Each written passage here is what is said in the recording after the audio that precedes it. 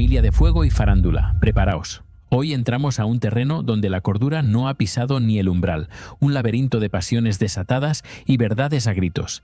Este no es un resumen frío, sino un descenso a las profundidades de la locura televisada, donde cada gesto, cada mirada, cada respiración contenida se convierte en un presagio del apocalipsis.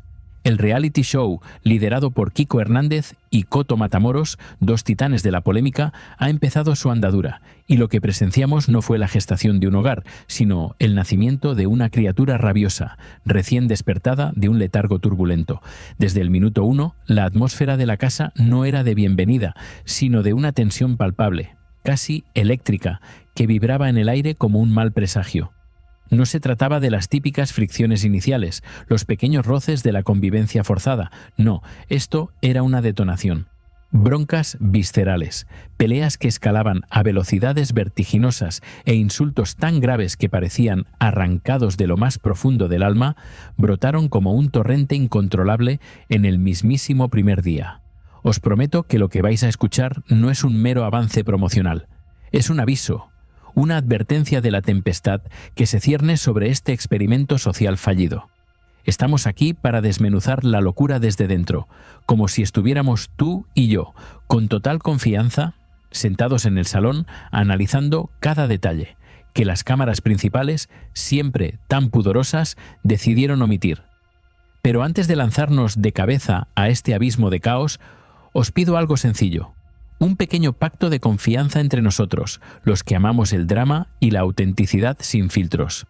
Suscribíos a Tus 50 favoritos si queréis que sigamos trayendo cada detalle, cada escalofrío y cada revelación con el estilo casero y cercano que nos caracteriza, ese que os permite sentir que estáis viviendo la historia con nosotros. Dejad en los comentarios qué opináis de todo este desastre inicial y con un simple me gusta mostrad si creéis, como yo, que realmente puede pasar algo verdaderamente grave dentro de la casa. Porque, viendo lo que he visto, no descartaría absolutamente nada. Queremos que esta crónica sea una conversación, un diálogo íntimo sobre los entresijos más oscuros de la farándula. Y antes de que nos sumerjamos más profundo en esta espiral, cuéntame, ¿desde qué rincón del mundo estás siendo testigo de este despropósito?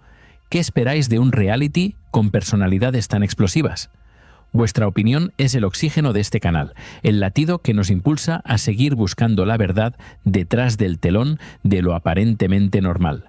Mientras esperáis nuestras próximas revelaciones, lo de la cama mojada, los cubatas que corrían sin control y la primera explosión emocional, eso, creedme, fue solo el prólogo de una noche que parecía poseída por los demonios de la incoherencia. La llegada a la casa, que prometía ser un crisol de personalidades, se transformó casi instantáneamente en una olla a presión. Los primeros brindis, las risas forzadas y los intentos de falsa camaradería apenas lograron disimular la tensión subyacente, el choque de egos gigantescos que pugnaban por dominar el espacio.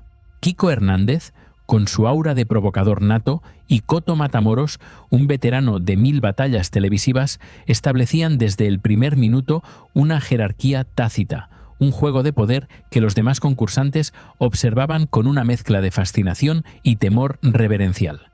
En este caldo de cultivo, el alcohol, siempre un peligroso catalizador en entornos de alta tensión, comenzó a fluir con demasiada libertad, desdibujando las últimas líneas de respeto y mesura. Los cubatas pasaban de mano en mano, las copas se llenaban y vaciaban con una rapidez alarmante, y con cada trago las inhibiciones se disolvían, revelando las verdaderas facetas de aquellos que, hasta hacía unas horas, intentaban mantener una imagen pulcra frente a las cámaras.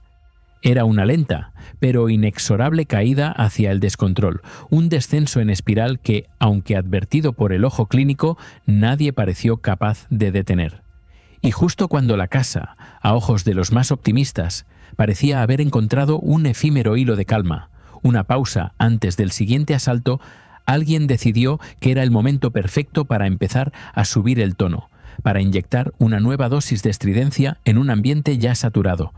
No fue un susurro ni una insinuación, fue un grito, un alarido de furia que rasgó la aparente tranquilidad nocturna, despertando a todos de su letargo y señalando el inicio de la guerra declarada. La chispa, pequeña al principio, prendió el incendio y la mecha de la contención se consumió en segundos. Entonces, amigos, llegó el infame episodio de la cama mojada, un suceso que, aunque trivial en su esencia, se convirtió en el catalizador de una de las noches más caóticas que haya vivido reality alguno. Todo comenzó, como era de esperar, con una copa de más. Un paso en falso que se entrelazó con una mezcla peligrosa de orgullo herido, el efecto traicionero del alcohol y una ausencia total de paciencia. Una de las concursantes, con los nervios a flor de piel y la mirada empañada por la irritación, irrumpió en escena gritando con la vehemencia de quien sufre un ataque personal, una afrenta digna de declaración de guerra. ¿Alguien le había mojado la cama? La acusación, lanzada con la fuerza de un proyectil, hizo que la casa entera se levantara en estampida, un enjambre de cuerpos somnolientos que en cuestión de segundos se convirtió en una turba vociferante. Unos, con una ingenuidad casi conmovedora, intentaban argumentar que aquello no podía ser más que un simple accidente, una fatalidad del destino propiciada por el trasiego de copas y la oscuridad de la noche. Otros, con una sorna apenas disimulada, insinuaban que había sido ella misma, víctima de su propio descuido y su cubata en mano, quien había protagonizado el desastre. Pero, como en toda buena tragedia, no faltaron aquellos que, con una oscura deleite, simplemente disfrutaban del espectáculo, viendo cómo la tensión subía como la espuma, alimentando el drama con cada mirada, cada silencio, cada palabra que no se decía. Lo peor, lo verdaderamente escalofriante, llegó cuando las protagonistas del altercado se pusieron cara a cara, a centímetros una de la otra, susurrándose verdades y mentiras con la respiración entrecortada. El aire se volvió denso, irrespirable, cargado de una electricidad que prometía una descarga inminente. Repetían, como un mantra obsesivo, acusaciones que se clavaban como puñales. «Me has tocado, me has provocado, me has quitado mi bebida». Aquello ya no era una simple discusión entre compañeros de encierro, era un volcán en plena erupción, un estallido primigenio de rabia y frustración que había estado burbujeando bajo la superficie desde el primer instante.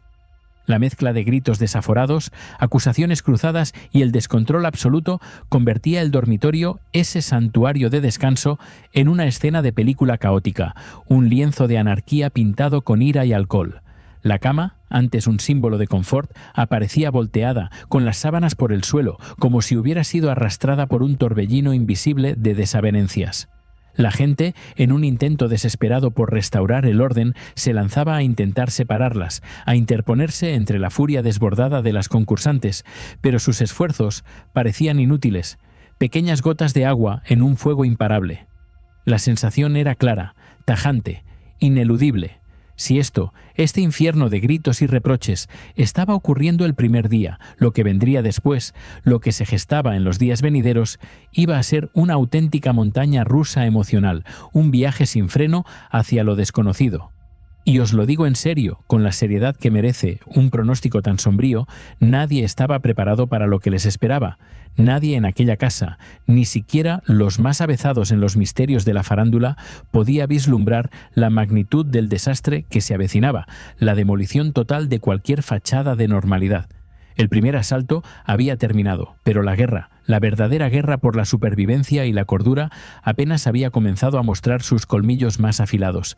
Después del terremoto inicial que sacudió los cimientos de la casa, tras el estruendo de la cama mojada y el coro desquiciado de acusaciones que resonó en cada rincón, una especie de calma tensa se cernió sobre el ambiente.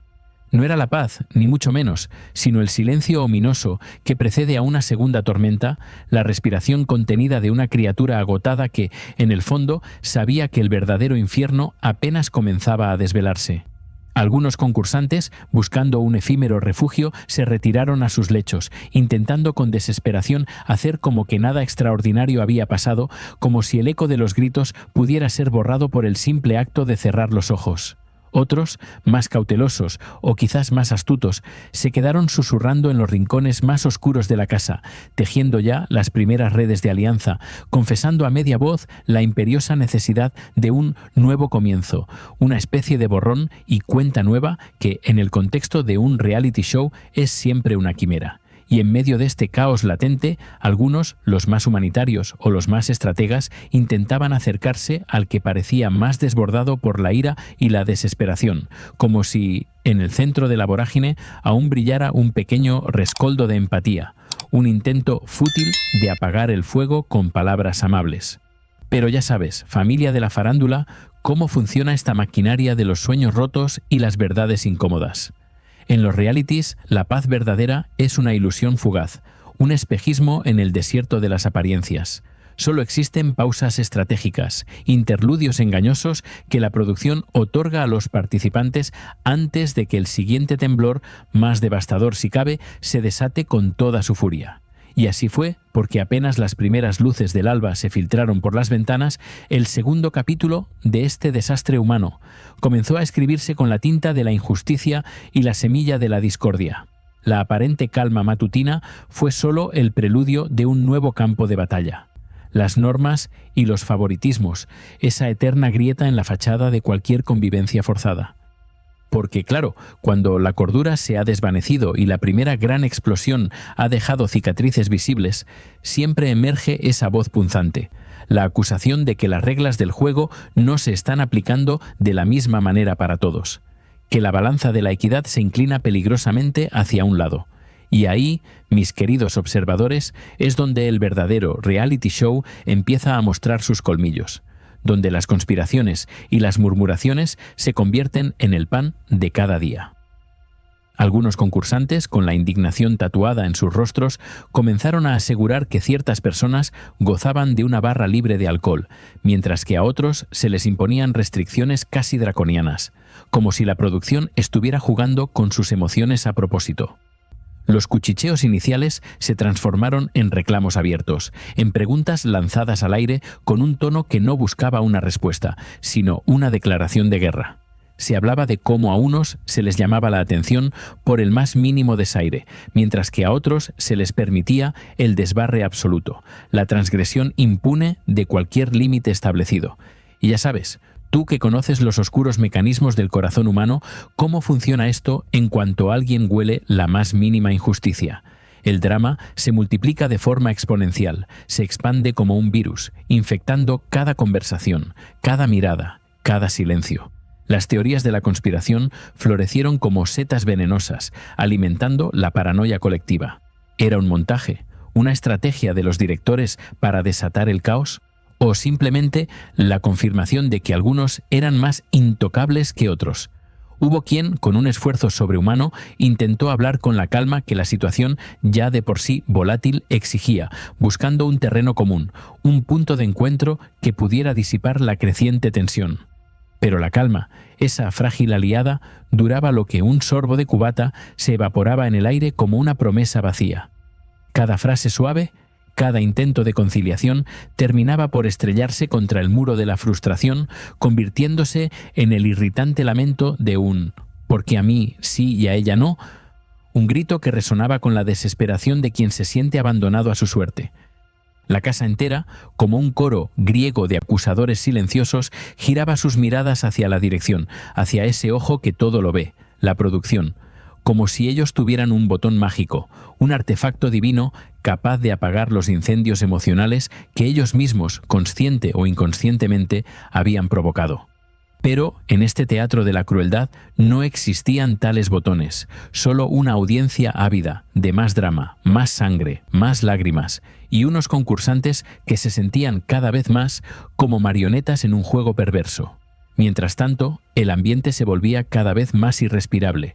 Algunos, ya al límite de su resistencia, empezaban a hablar abiertamente de abandonar el programa, de huir de ese infierno con paredes de cristal antes de que los consumiera por completo. Otros, con una determinación más vengativa, exigían explicaciones formales, una audiencia con los dioses del Olimpo televisivo demandando una justicia que sabían inalcanzable. El lamento de «yo no aguanto más esta energía» se volvió un mantra, un coro de desesperación que predecía la ruptura inminente. Y hubo incluso quien, en un acto de rebelión silenciosa, insinuó la posibilidad de dormir fuera de la casa, de buscar un refugio improvisado en los confines del jardín o en algún rincón olvidado, con tal de no cruzarse con según quién, de no respirar el mismo aire contaminado por la toxicidad que se había instalado. La convivencia, esa delicada telaraña de relaciones humanas, empezaba a fracturarse como vidrio caliente arrojado en agua fría, crujiendo bajo la presión de la mentira y el resentimiento acumulado. Lo más inquietante, lo que nos dejaba a todos con un nudo en el estómago, era esa sensación palpable de que todos, absolutamente todos los participantes, estaban empezando a mostrar su verdadera cara, despojándose de las máscaras sociales mucho antes de lo previsto, revelando sus demonios interiores y sus ángeles caídos. Las caretas de cordialidad y buen rollo se habían desintegrado en apenas unas horas, dejando al descubierto la cruda y brutal realidad de sus personalidades, sin ningún tipo de filtro ni censura. Lo más fuerte de todo esto es que, mientras unos pocos se aferraban a la idea romántica de que mañana será mejor, que el nuevo día traería consigo una tregua, la mayoría ya estaba tejiendo, en la oscuridad de la noche o en los susurros del amanecer, las alianzas críticas, las estrategias de supervivencia y las decisiones implacables que, tarde o temprano, iban a explotar con una fuerza devastadora. Porque el primer día, mis amigos, había dejado una cosa meridianamente clara. Esta convivencia no iba a ser normal, ni fácil, ni mucho menos silenciosa. Aquí, en este microcosmos de la fama y la infamia, cada gesto, por mínimo que parezca, importa. Cada mirada, furtiva o desafiante, se guarda en la memoria como un puñal. Y cada palabra, dicha o no dicha, puede ser la dinamita que haga saltar por los aires lo que queda de aparente armonía. Así que, familia de fuego y farándula, si todo esto ha pasado en apenas unas horas, si la cordura se ha desvanecido en un suspiro, imaginaos lo que vendrá cuando las rivalidades verdaderas, las envidias más profundas, las traiciones más dolorosas, empiecen a emerger con toda su potencia destructiva. Suscribíos a tus 50 favoritos para no perderos ni un solo detalle de este circo sin domador. Comentad qué creéis que va a pasar a continuación, qué estrategias se están cociendo bajo la alfombra. Y dadle a me gusta si estáis listos, si vuestro espíritu aventurero está preparado, para ver cómo este monstruo de reality enseña los colmillos de verdad, para ser testigos de la demolición total de lo que alguna vez fue la inocencia. Porque la noche en la casa de Kiko y Koto es larga, y los secretos